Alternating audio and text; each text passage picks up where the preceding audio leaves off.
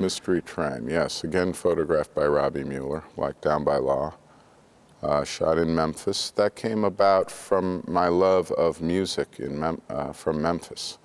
And when I wrote the script, I had never been to Memphis before. The same with Down by Law. I had never been to New Orleans when I wrote the script. And it was also, in a way, my love of the music of New Orleans that sort of pulled me toward it. And Memphis, of course, is an incredible place historically, musically, because it's the direct cross of the railroad lines going from the East Coast to the West Coast, going from New Orleans and the sort of Delta up to Chicago. And it's right at that cross is Memphis. So Memphis is an incredible place musically.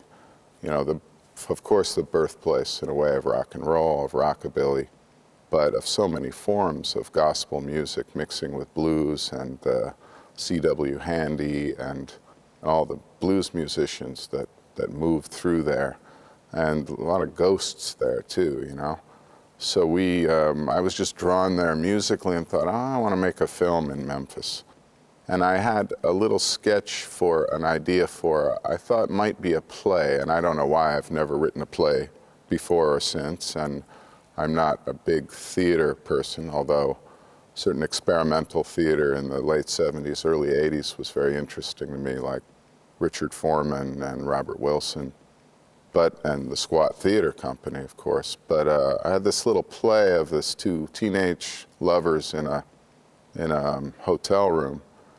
And then I started making them Japanese and started my script for two Japanese kids, sort of on a pilgrimage to Memphis, and a rock and roll pilgrimage.